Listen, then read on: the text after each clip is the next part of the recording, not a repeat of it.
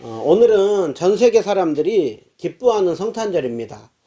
예수님을 믿는 사람들이나 예수님을 믿지 않는 사람들이나 모두가 또 기다리고 또 기뻐하는 성탄절입니다. 그래서 우리는 서로 만나면 인사를 하는데 인사가 메리 크리스마스죠. 우리가 사람을 만날 때만 서로 메리 크리스마스, 또 카톡으로도 메리 크리스마스 하는데요. 여러분, 메리 크리스마스 그 의미가 정확하게 어떤 의미일까요?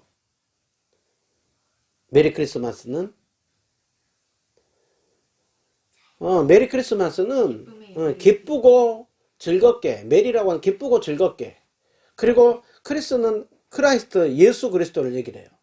그리고 마스는 미사, 기리고 경배하고 높이는 것을 얘기를 해요. 그러니까 메리 크리스마스를 쭉 연결해 보면 기쁘고 즐겁게 예수님이 이 땅에 오심을 우리가 기뻐하고 감사하고 경배하는 날이라는 거예요. 그러니까 메리 크리스마스에서 핵심이 뭐냐면 예수 그리스도, 예수님이 오심을 우리가 기뻐하고 또 경배하고 예배하고 감사하는 날이라는 거예요. 그래서 성탄절의 주인공은 누구예요? 예수님이죠. 성탄절에 우리가 다른 사람들하고 함께 선물을 주고받고 함께 또 만나서 즐거운 시간을 보내고 또 사람들이 이제 또 산타를 기다린다고 해요. 그런데 가장 중요한 거는 성탄절의 주인공은 예수님이에요. 우리가 생일을 맞이하면 그 생일의 주인공이 그날 태어난 사람이고 그 사람 중심으로 모일 때 그 생일이 의미가 있죠. 그것처럼 우리가 메리 크리스마스 할 때 예수님이 이 땅에 오심을, 예수님이 우리를 위하여서 오심을 생각한 날이에요. 그렇기 때문에 성탄절을 가장 잘 보낸다고 하는 것은 무엇보다도 예수님을 더 많이 생각하는 날인 거예요. 그래서 우리가 뭐 성탄 축제를 할 수도 있고 또 성탄 우리가 어떤 행사를 할 수가 있어요. 우리가 열심히 노력해서 하는 것들 좋아요. 또 선물을 주고받는 거 좋아요. 그러나 항상 언제나 우리에게 있어서 기억해야 되는 것은 예수님이 이 땅에 오심을 생각하면서 예수님이 어떤 분이시고 왜 오셨는가, 그리고 예수님이 오심으로 우리에게 베풀어 주신 은혜가 무엇인가, 또 그 받은 은혜를 가지고 우리는 어떻게 사는 것이 또 성탄절에 합당한 모습인가를 생각하는, 그것이 우리에게 있어서 가장 중요한 것이죠. 오늘 우리가 읽은 본문은 예수님께서 이 땅에 태어나시기 전에 예수님은 신약시대, 신약과 구약에 있어서 새로운 시대를 여신 분이시죠. 그런데 740년 전에, 대략 740년 전에 이사야 선지자가 장차 이 땅에 오실 한 아기이신 예수님에 대해서 예언을 하고 있는 내용이에요. 이사야 선지자는 이 예언을 통하여서 예수님이 어떤 신분을 가지고 계시고 예수님이 어떤 일을 하시는가에 대해서 다양한 표현을 통하여서 이렇게 나타내고 있어요.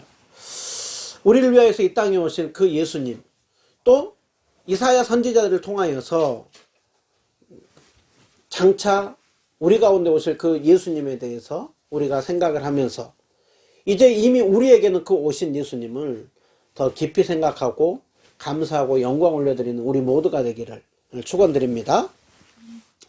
자, 이스라엘 그 백성들이 이사야 선지자가 예언할 당시에 이스라엘 백성들의 영적인 상태가 어땠는가, 1절, 2절, 4절에 보면 이렇게 말씀을 하고 있어요. 이스라엘 백성들이 현재 어떤 상태냐면 전에 고통받던 자들이고 흑암에 행하던 백성이라고 하고 있어요. 또 사망의 그늘진 땅에 거주하고 있는 자들이라고 하고 있고, 그들에게는 무겁게 맨 멍에가 있고 어깨에 채찍이 있고 또 그들을 압제하는 괴롭히는 막대기들이 그들에게 있다라고 하고 있어요. 그러니까 지금 이 이스라엘 백성들에 대해서 이렇게 나타내고 있는 이 표현들은 지금 그들이 굉장히 고통 가운데 있다라는 거예요. 실제로 이사야 선지자가 예언할 당시에 이스라엘 백성들은 아수르라고 하는 나라로부터 지배를 받고 있었어요.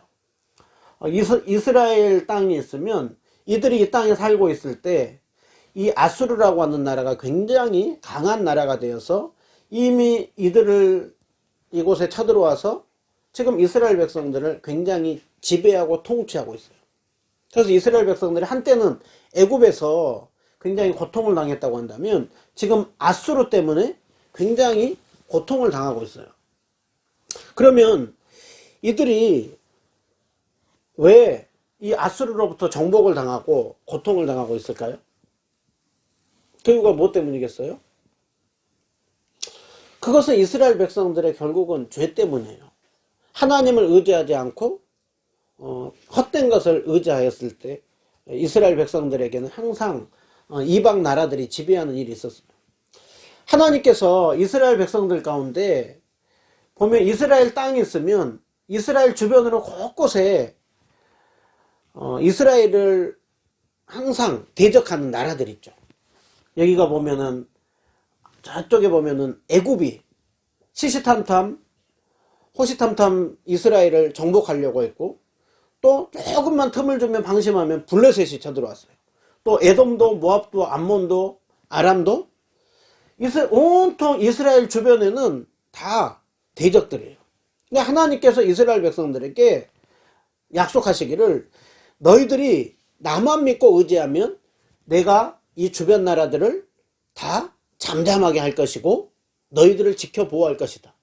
그러나 너희들이 나를 의지하지 않고 다른 것들 의지하면 이 주변 나라들을 들어서 이스라엘 백성들이 고통을 당하게 할 것이라고 하고 있어요.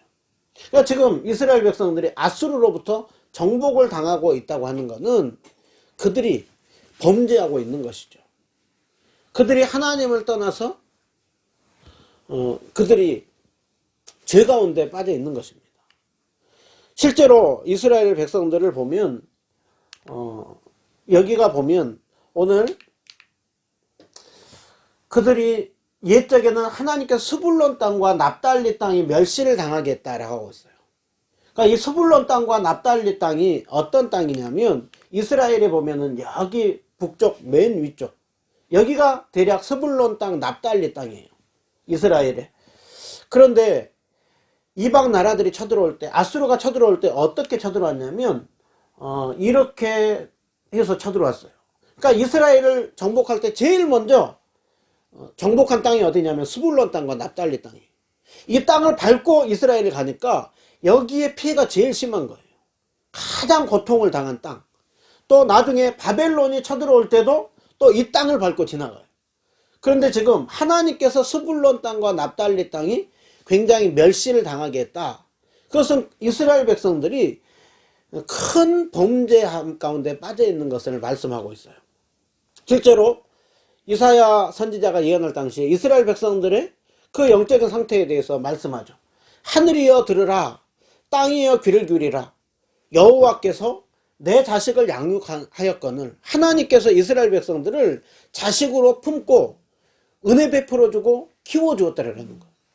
그런데 이스라엘 백성들은 어땠다라고 하고 있어요? 나를 거역했다라고 하고 있죠. 이렇게 표현을 해요. 소는 그 주인을 알아보고 나귀도 그 주인의 구유를 안다라고 하고 있죠. 그러니까 짐승도 주인이 잘 돌봐주고 하면 그 주인을 알아보고 감사해요. 비록 동물도. 그런데 어찌된 영문인지 이스라엘은 하나님께서 자식으로 양육하여 돌봐줬는데 그 은혜를 알지 못하고 내 백성은 그 은혜를 깨닫지 못한다라고 하고 있죠. 그래서 이스라엘 백성들에 대해서 말씀하죠. 슬프다. 범죄한 나라요. 허물어진 백성이요. 행위가 부패한 자식이고 그 행악의 종자고 그들이 여호와 하나님을 버리고 하나님을 우습게 여기고 멀리 하고 하나님을 떠나 있다라고 말씀을 하고 있죠. 결국 이스라엘 백성들이 고통을 당하는 이유, 그것은 결국 그들이 은혜를 베풀어 주신 하나님을 알지 못하고 철저히 자기들이 죄악 가운데 빠져 있기에 지금 이스라엘 백성들이 고통을 당하고 있는 거예요. 그래서 하나님은 이들로 하여금 그 큰 고통 가운데 빠져 있게 하는 것입니다. 여러분, 오늘 이스라엘 백성들만 이런 모습을 보여요? 이스라엘 백성만이 아니라 아담과 하와의 범죄 이후에 세상의 모든 곳에 독버섯처럼 퍼져 있는 것이 바로 죄예요, 죄. 이스라엘 백성들은 이 모습을 하는 것이 아니라 오늘 예배를 드리고 있는, 성탄 예배를 드리고 있는 우리도 이 모습이 너무나도 익숙하죠. 그러기에 우리는 확장해 보면 이스라엘 백성들의 얘기일 뿐만이 아니라 우리 모두에게 해당되는 얘기예요. 우리가 제일 잘하는 게 뭘까요? 우리가 제일 잘하는 게 죄 짓는 일이에요. 우리는 아침에 눈을 뜰 때부터 우리는 잘 때까지 제일 잘하는 게 죄 짓는 일이에요. 성경에서 우리에게 하나님을 사랑하고 내 이웃을 사랑하라라고 하고 있죠. 그런데 우리가 하나님을 사랑하는 건 아주 잠깐이에요. 예배 드릴 때 잠깐 하나님을 생각해. 어느 때는 예배 드리면서도 우리는 딴 생각을 하죠. 그러니까 우리는 하나님보다 우리 안에 사랑하는 것들이 너무 많아요. 자, 우리가 이웃을 사랑하라고 하는데 이웃을 사랑하는 것보다 우리는 먼저 이웃에게 무관심하죠. 이웃을 축복하기보다는 우리는 비방할 때가 많아요. 우리는 쉽게 다른 사람에 대해서 함부로 판단하고 우리는 그 사람을 자주 험담할 때가 많아요. 우리는 축복보다는 험담하는 것이 익숙한 사람들이에요.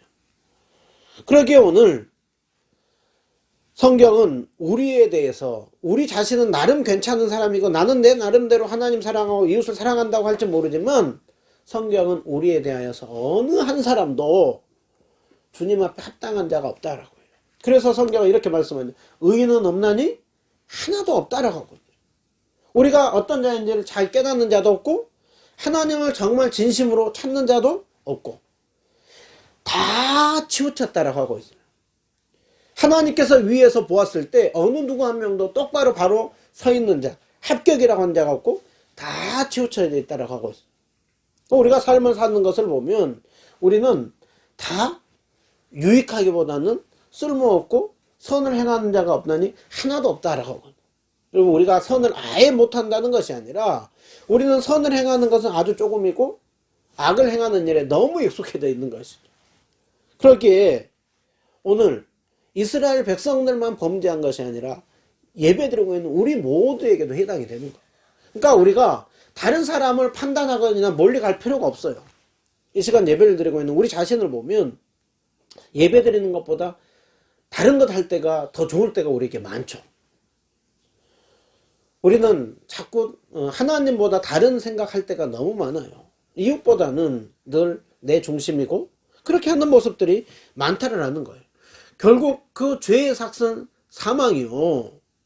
그 하나님의 심판과 멸망 가운데 빠질 수밖에 없다라는 거예요. 이스라엘 백성들의 지금 그 고통은 오늘 그 범죄한 그 이유 때문이고 오늘 우리 모두도 다 해당이 되는 거예요. 그런데 오늘 이스라엘 백성들 가운데 그들의 영적인 실상을 말할 뿐만이 아니라 오늘 굉장히 그것만 보면 소망이 없어요. 그런데 소망의 메시지를 해요. 전에 고통받았고 흑암에 앉았고 사망에 그늘져 있는 그것만 얘기할 뿐만이 아니라 이제 그런데 그것 가운데 전에 고통받던 자들에게 이제는 흑암이 없을 것이라고 하고 있어요. 흑암에 행하던 백성이 그곳 가운데 뭐가 비치냐면 그 어두운 가운데 큰 빛이 비춰질 것이라고 하고 있죠. 사망의 그늘진 땅에 거주하던 곳에 빛이 비치리라고 했어요. 옛적에는 이 땅이 굉장히 멸시를 당하고 어둠의 땅이지만 이제 장차 후로는 그 이방의 갈릴리 그 땅이 어떤 땅으로 바뀔 거라고 하고 있어요? 영광스러운 땅으로 바뀔 것이라고 하고 있죠.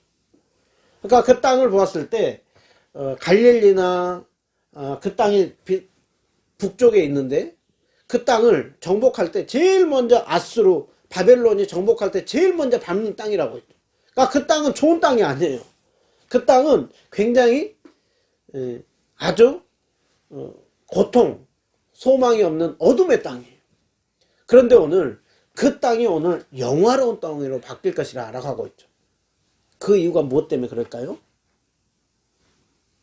그 이유는 바로 한 아기이신 예수님이 오실 것이기 때문에 그 아기이신 예수님께서 주로 그 땅에서 지낼 것이기 때문에 공생의 기간 동안 그 땅 가운데 복음이 먼저 전해질 것이기 때문에, 그래서 그 어둠의 땅이 빛의 땅으로 죽음 가운데 생명이 일어날 것을 말씀하죠.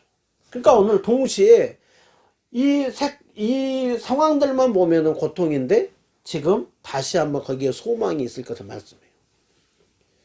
여러분, 성경은 우리에게 너희들이 죄인이다, 너희들이 심판받는다, 멸망이 있다, 그것만 얘기한 것이, 그러나 역전이 일어날 것이라고.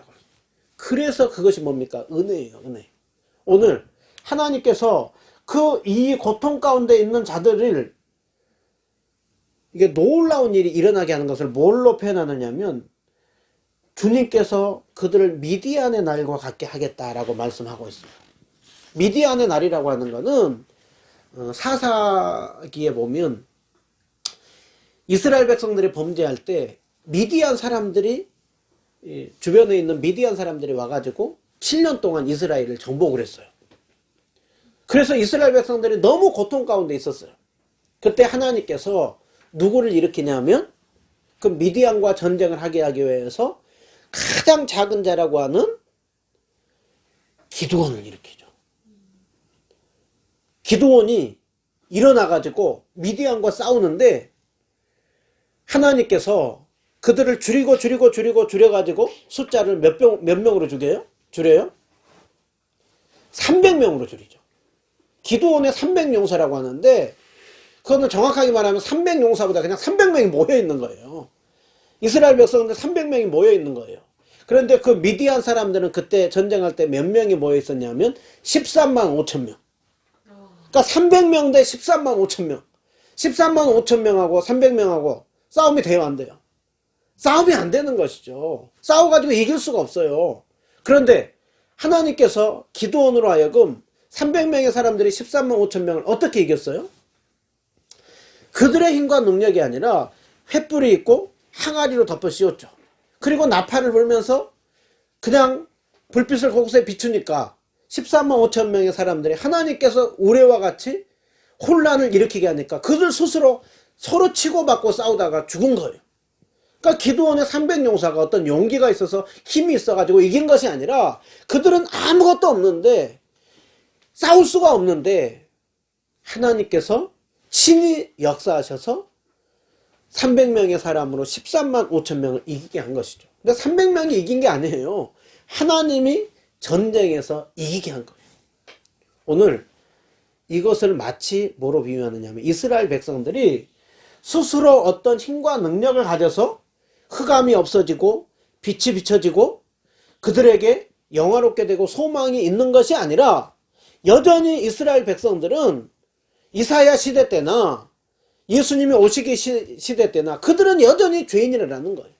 여전히 소망이 없는 그 어두움이고 여전히 하나님을 싫어하고 죄를 가까이하고 살아가는 자들이라는 거예요. 그런데 어떻게 이들에게 놀라운 흑암이 없어지고 빛이 비춰지고 놀라운 그러한 소망이 생깁니까? 그 이유가 무엇 때문에 그래요? 단 하나, 하나님께서 한 아기이신 예수님을 보내주셔서, 예수님이 죄인인 우리를 위하여서 처음부터 끝까지 스스로 그 모든 구원의 일을 행하심으로 일어난 거예요. 여러분, 그래서 기독교를 딱 한 단어로 얘기하면 은혜죠. 은혜. 은혜라고 하는 것은 뭐라고 했어요? 어떤 자격과 조건이 있어서 주어지는 것이 아니라 자격 없는 자에게 거저 주시는 은혜라는 거예요. 오늘 또 이스라엘 백성들은 이 흑암과 어두움과 고통 가운데 있을 수밖에 없지만 그 하나님이신 예수님께서 이 땅에 오심으로 빛을 비춤으로 이들 가운데 소망이 생긴 것이라고 하고 있어요. 그래서 이사야 선지자는 이 어두움을 얘기를 하면서 동시에 빛을 얘기를 하고 있어요. 절망을 얘기를 하면서 동시에 소망을 얘기를 하고 있어요. 여러분, 이게 기독교예요. 기독교는 죄에 대해서, 저주에 대해서, 심판에 대해서 얘기를 하면서 동시에 뭘 얘기를 해요? 생명을 얘기를 하죠. 회복을 얘기를 하죠. 부활을 얘기를 하죠. 영생을 얘기를 하죠. 여러분, 늘 우리 상태만 보면 소망이 없는 거예요. 그러나 우리가 그 주님을 바라보면, 주님의 약속을 바라보면, 주님이 하신 일을 바라보면 소망이 있는 거예요. 오늘 또 우리가 메리 크리스마스 성탄절에 우리가 왜 기뻐해요? 우리가 왜 즐거워해요? 무엇 때문에 즐거워해요?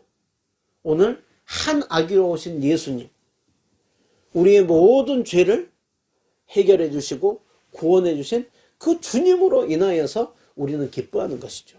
그렇기 때문에 성탄절을 제일 잘 보낸 사람은 누구냐면 한 아기로 오신 예수님이 오심으로 우리가 어떤 상태였는데 어떤 상태로 바뀌었는지를 우리가 알 때, 그리고 그것을 가지고 감사하며 영광 돌릴 때 성탄절을 제일 잘 보내는 거예요. 자, 오늘 그 이사야 선지자는 이렇게 놀라운 일을 행하실 그 예수님에 대해서 이렇게 소개하죠. 이사야 9장 6절을 보시면 한 아기가 우리에게서 낳고 한 아들을 우리에게 주신 바 되었다라고 하고 있어요. 이 땅에 오실 그 예수님에 대해서 한 아기라고 하고 한 아들이라고 해요. 한 아기에 대해서는 태어났다라고 하고 있고 한 아들은 주신 바 되었다라고 하고 있어요. 여러분, 이거는 예수님의 인성, 예수님의 사람됨을 표현한다고 한다면 이거는 예수님의 신성, 예수님의 하나님이라는 걸 얘기를 해요. 그러니까 예수님은 한편으로는 완전한 참 사람이면서 예수님은 또 동시에 참 하나님이라는 거예요. 이스라엘 백성들이 예수님이 이 땅에 오셨을 때 제일 헷갈려 했던 것이 분명히 눈에 보이는 것은 사람이에요. 그런데 사람이 할 수 없는 일을 하는 거예요. 귀신을 쫓아내고 폭풍도 잠잠케 하고 또 병자들을 고치고, 그때 그들은 보면서 눈에 보이는 건 사람인데 하는 것을 보면 사람일 뿐만이 아니라 사람 이상의 일을 하는 거예요. 그런데 또 이해가 안 되는 거는 분명히 하나님이 하신 일을 하는데 또 사람의 모습을 가지고 있어요. 그래서 그들은 끊임없이 질문했던 것이 도대체 당신이 하나님이냐 아니면 사람이냐. 그것을 다 부정한 사람들은 언제까지 네가 미혹할 것이냐, 언제까지 다른 사람을 속일 것이냐, 언제까지 우리를 혼란스럽게 할 것이냐. 여러분, 예수님이 하나님이요 사람인 것을 믿지 못하는 사람은 오늘 또 예수님을 생각할 때 헷갈릴 수밖에 없어요. 혼란스러울 수밖에 없어요. 그러나 참 하나님이 참 사람인 걸 믿는 우리도 또 예수님을 보면 볼수록 알면 알수록 신비해요. 신비. 놀라운 분이에요.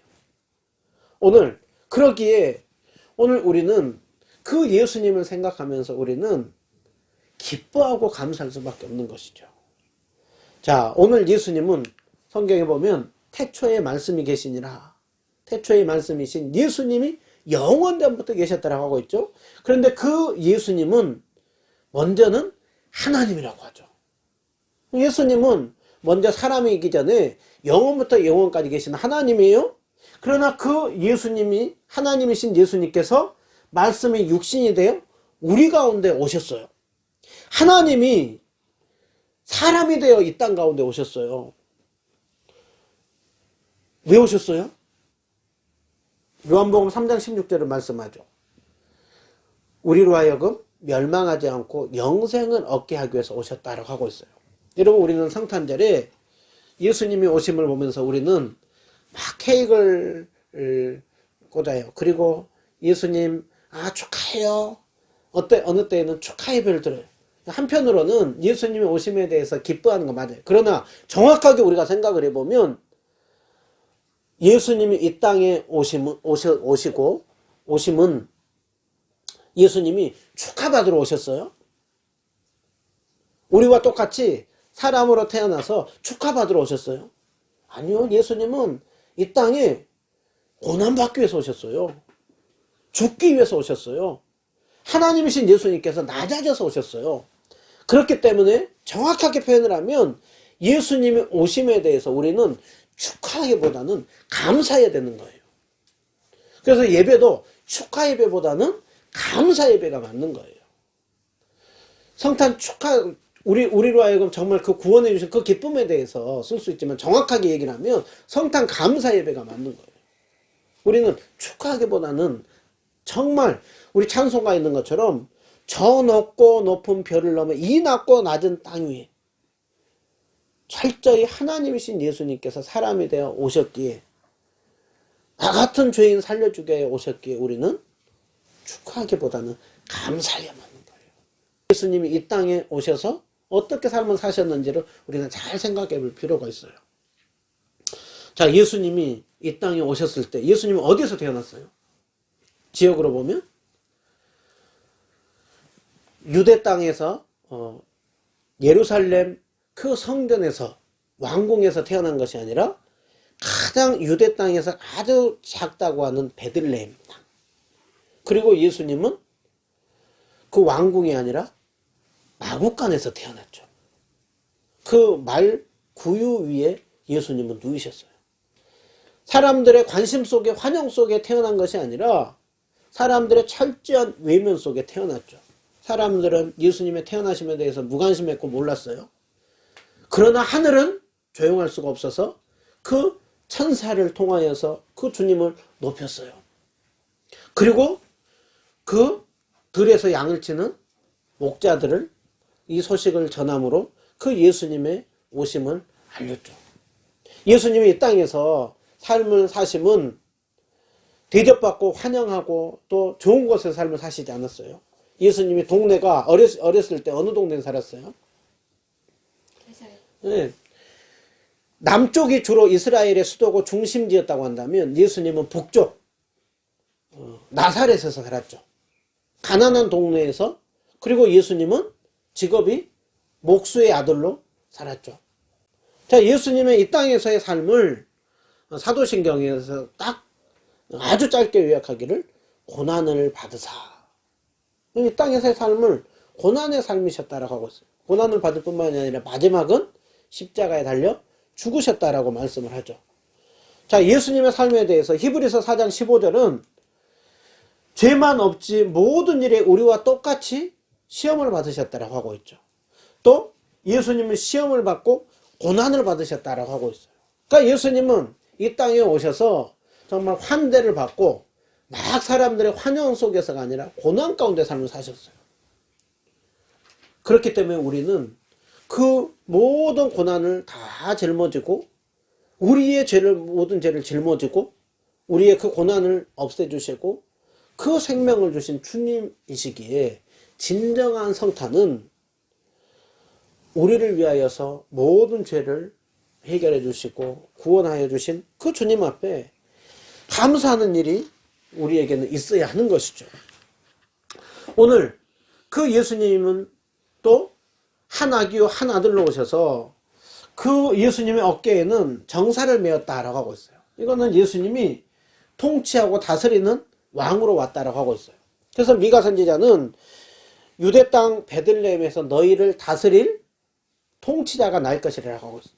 그리고 예수님이 이 땅에 오셨을 때 멀리에서 그 동방박사들이 와서 그 예수님을 찾으면서 뭐라고 했느냐면 유대인의 왕으로 나시니가 어디 계시냐라고 했죠.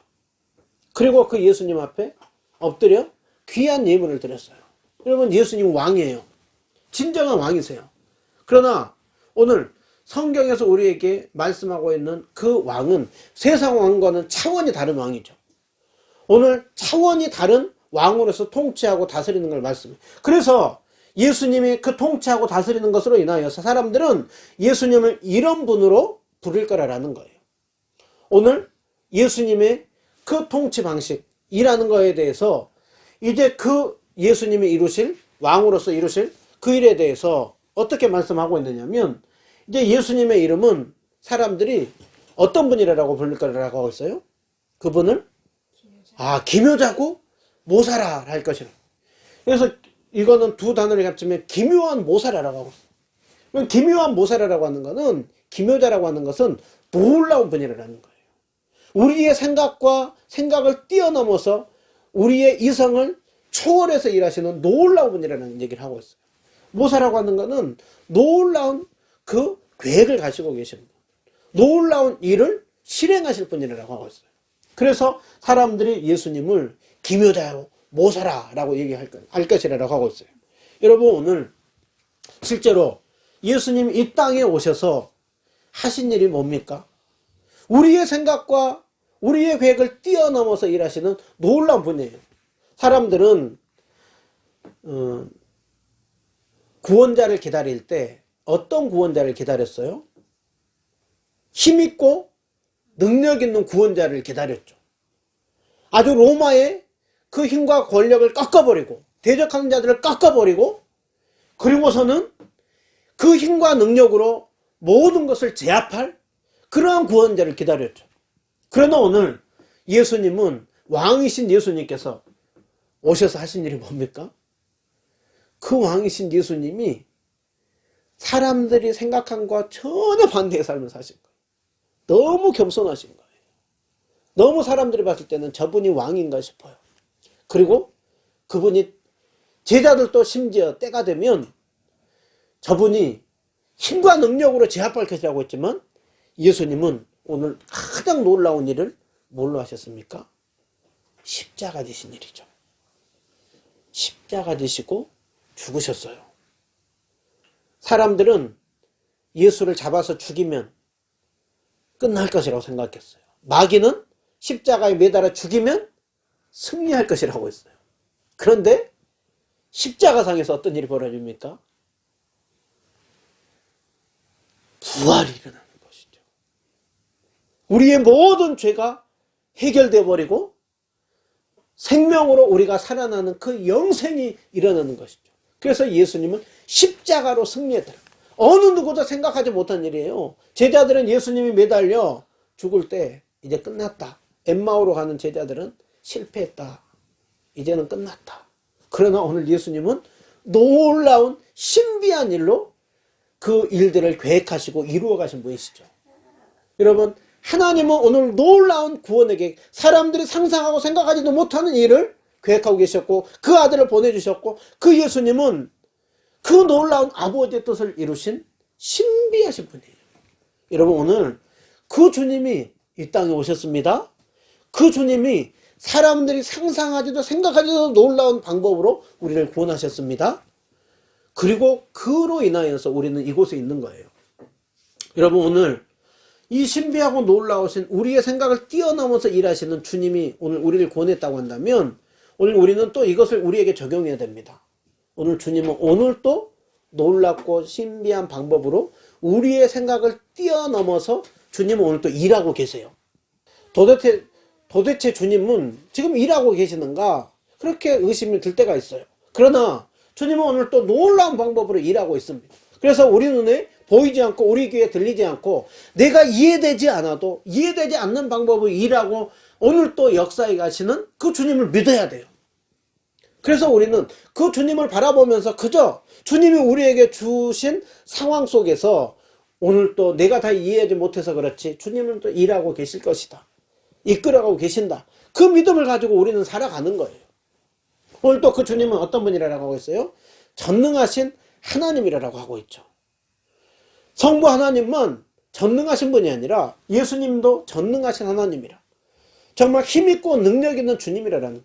예수님이 이 땅에 계실 때만 그 귀신을 쫓아내고 병자들을 고쳐내고 또 눈먼 자를 고치고 또 죽은 자를 살리는 그분이 아니라 지금도 여전히 전능하신 하나님으로 계시다라는 거예요.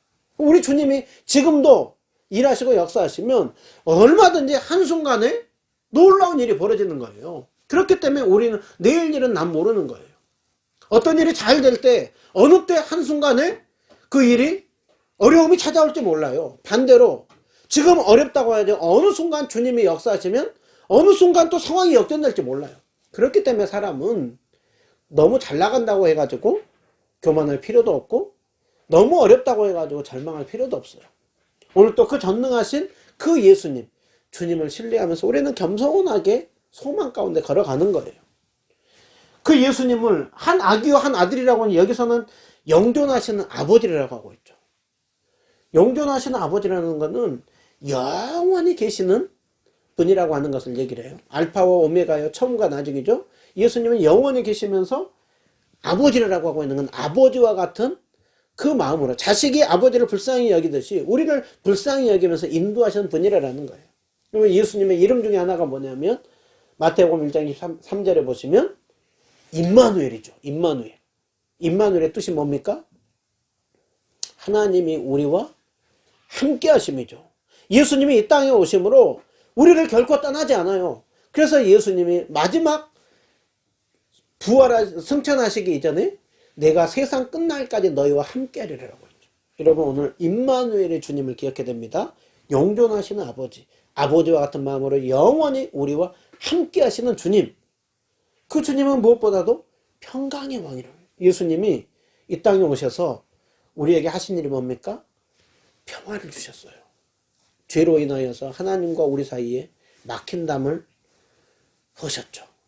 사람 사이에 막힌 담을 깨뜨려요. 여러분 예수님이 역사하는 곳에서 언제나 평화가 흘러요. 주님이 역사하실 때 우리 안에 죄로부터 자유함이 있고 관계의 깨짐에서 다시 한번 회복이 있는 거예요.